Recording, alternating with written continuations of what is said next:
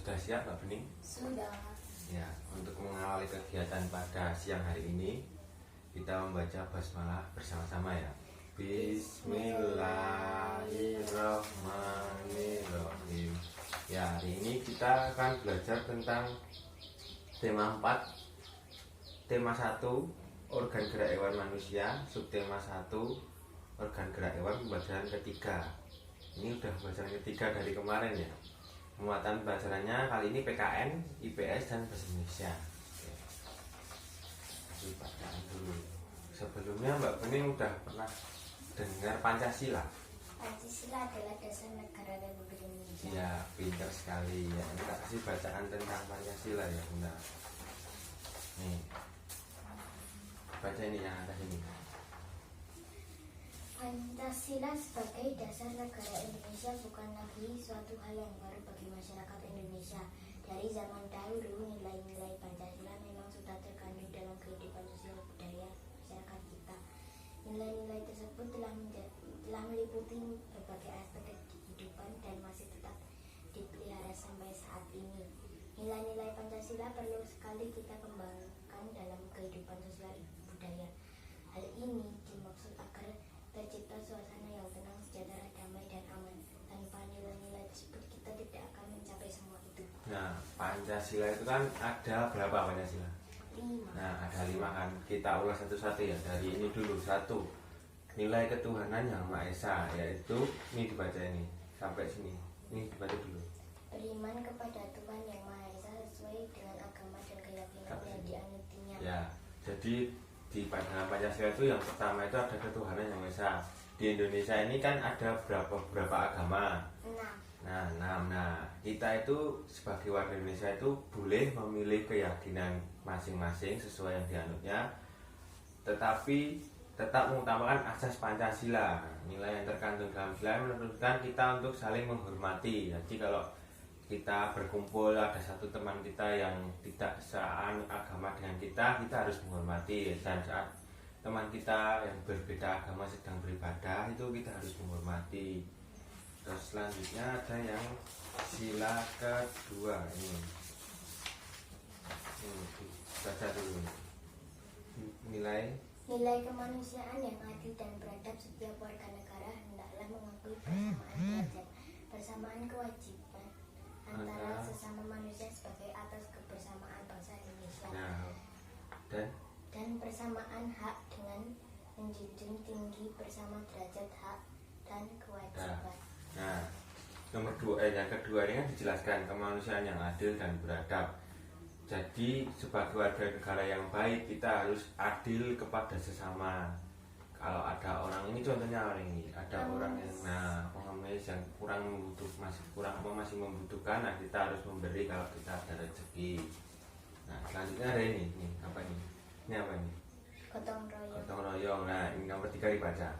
Persatuan Indonesia, makna dan nilai yang terkandung dalam sila ini adalah menjaga persatuan dan kesatuan negara Indonesia. Nah, jadi di sila ketiga ini persatuan itu tentang warga negaranya harus bersatu. Kita gotong royong bareng-bareng untuk mencapai apa yang menjadi tujuan di dalam lingkungan itu. Selanjutnya nomor 4 ini ada orang apa ini? Musyawarah. Oh ya, ini dibaca ini permusyawaratan ini. Pemusyawaratan perwakilan setiap warga negara memiliki kedudukan yang sama. Kedudukan yang sama tersebut hendaknya digunakan secara sadar dengan mengutamakan kepentingan negara dan masyarakat. Nah, di sini kan dijelaskan permusyawaratan dan perwakilan. Jadi setiap warga itu memiliki kedudukan yang sama. Jadi semua itu bebas mengutarakan pendapatnya. Jadi kalau misal dalam kumpulan, besok kamu kalau sudah gede ada perkumpulan organisasi, nah itu kita semua itu sama. Saat dirapat itu semua sama. Nah, jadi kalau misal ada masalah itu dirapatkan bareng-bareng kayak gini. Besok kalau kamu udah gede. Sama selanjutnya ini yang kelima ini. Nilai keadilan sosial bagi seluruh rakyat Indonesia. Kita harus menghindari diri dari sifat pemborosan, selalu bergaya hidup mewah dan perbuatan yang merugikan kepentingan umum. Kerja keras dan menghargai kerja keras orang lain. lain. Nah sudah, nah ini kan menjelaskan tentang keadilan sosial bergerak. Jadi semuanya itu kita harus adil, tidak boleh bergaya hidup mewah, ada yang miskin sekali, kaya sekali, itu nggak boleh. Kalau bisa mungkin itu kita saling berbagi. Nah selanjutnya ini bahas lanjutannya kemarin ya, tentang paragraf ya. Ini coba dibaca nih. Dalam bahasa Indonesia kita mengenal istilah paragraf. Secara sederhana, paragraf dapat diartikan sebagai kesatuan linguistik yang dari Artinya itu dari sebuah paragraf itu. Nah contohnya ini dibaca nih. Lingkungan tempat tinggal adalah tempat kita lahir, tumbuh, dan berkarya. Ini merupakan contoh dari paragraf. Nah coba ini dibaca lagi ini sampai sini. Juta kilometer. Ini letak geografis Indonesia terletak di kawasan Asia Tenggara dan dengan total wilayah yang mencapai 2 juta kilometer. Indonesia mempunyai 3 iklim utama, yaitu iklim panas, iklim muson, dan iklim laut. Jadi di Indonesia itu memiliki 3 musim ya.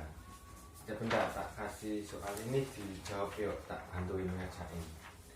Ini dibaca dulu. Ada berapakah jumlah sila Pancasila? Berapa? 5 sila. Oh iya betul, pintar sekali. Ini selanjutnya ini.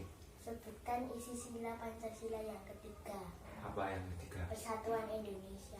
Oh iya pintar. Ini nomor 4. Apa itu paragraf? Iya, jawabnya. Kesatuan linguistik yang terdiri dari setidaknya 1 kalimat utama dan 1 kalimat penjelas dan tulisan yang menjadi tujuan atau ide dalam paragraf. Iya, bagus, pintar sekali. Ya, gimana untuk pertemuan ketiga ini, ada yang ditanyakan nggak? Enggak, oh ya.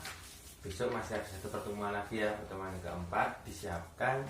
Ini tak kasih soal dulu, disimpan, nanti kalau malam dikerjain, besok dikumpulin di pertemuan keempat ya. Sudah.